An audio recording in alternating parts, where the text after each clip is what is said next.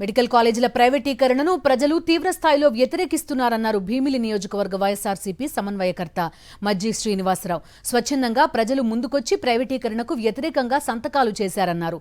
ప్రజల నుండి సేకరించిన సంతకాల ప్రతులతో భారీ ర్యాలీ నిర్వహించారు. పెద్ద ఎత్తున వైఎస్ఆర్సీపీ నేతలు, కార్యకర్తలు ఈ ర్యాలీలో పాల్గొన్నారు. ప్రభుత్వం ప్రైవేటీకరణ నిర్ణయాన్ని ఉపసంహరించుకునే వరకు పోరాటం కొనసాగిస్తామంటున్న మజ్జి శ్రీనివాసరావుతో మా ప్రతినిధి సతీష్ ఫేస్ టు ఫేస్.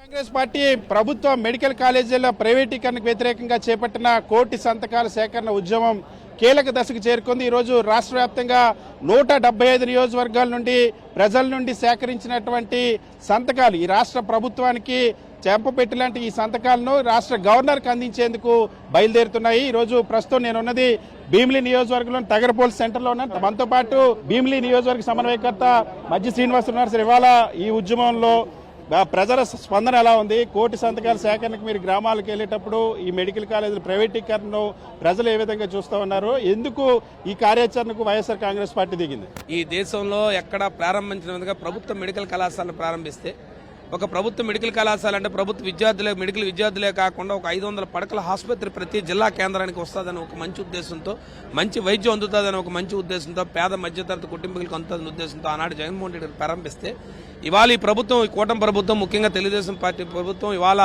దాన్ని పూర్తిగా ప్రైవేటీకరణ చేసే విధంగా తీసుకున్న నిర్ణయాన్ని మరి జగన్మోహన్ రెడ్డి గారు స్వయంగానే ఈ ప్రభుత్వాన్ని కోరారు. ఇది మంచి విధానం కాదని చెప్పి అయినా ఈ ప్రభుత్వం ముందుకేస్తున్న తరుణంలో ప్రజల పక్షాన ప్రతిపక్ష పార్టీ బాధ్యతగా ప్రజల తాలూకా గొంతును, ఎందుకంటే పేద మధ్యతరగతి కుటుంబీకులు ఈ దేశంలో ఉన్నారు.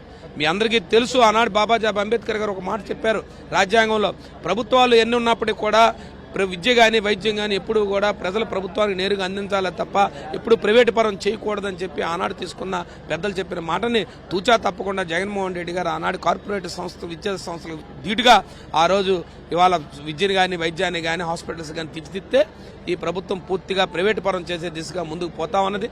దీన్ని ప్రజలు పెద్ద ఎత్తున కోటి సంతకాల కార్యక్రమాన్ని ప్రజా వైద్యం ప్రజల హక్కు నినాదంతో మొదలుపెట్టాం. ఆనాడు ఉత్తరాంధ్ర ప్రాంతాన్ని జగన్మోహన్ రెడ్డి గారు నేరుగా నర్సీపట్నం మెడికల్ కళాశాలని ఈ ప్రభుత్వం ఎలా నిర్వీర్యపరిచిందో ఈ రాష్ట్ర ప్రజలందరికీ చూపించారు. మరి ఆ రోజు నుంచి మొదలుపెట్టిన ఈ కార్యక్రమం ఈరోజు ఈ కోటి సంతకాల కార్యక్రమం భీముల నియోజకవర్గాన్ని చూస్తే పెద్ద ఎత్తున ఈరోజు మా వైఎస్ఆర్ పార్టీ నాయకులు, కార్యకర్తలు అందరూ కూడా గ్రామ స్థాయిలో వెళ్తే ప్రతి ఒక్కరు స్పందించారు. ఇవాళ ముఖ్యంగా విద్యార్థులు కానీ, ఉద్యోగస్తులు కానీ, లేదు గ్రామాల్లో ఉన్న వ్యాపారస్తులు కానీ, లేదు ఎవరైతే గ్రామాల్లో ఉన్న చదువుకున్న ప్రతి ఒక్కరూ కూడా ఈరోజు పేద మధ్యతరగతి కుటుంబీకులందరూ కూడా అమ్మో ఈ ప్రభుత్వం పూర్తిగా ప్రైవేటు పరం చేస్తుంది, మా ఇంట్లో డాక్టర్ కావాల్సిన వాళ్ళు ఆనాడు రాజశేఖర రెడ్డి గారు ఫీజు రింబర్స్మెంట్ అయితే డాక్టర్లు అయ్యాము, ఈరోజు మళ్ళీ ప్రభుత్వం అలాంటి పరిస్థితి మాలాంటి వాళ్ళకి లేదా అవకాశం రాదా అనే ఒక ఆలోచనలో కలిగింది.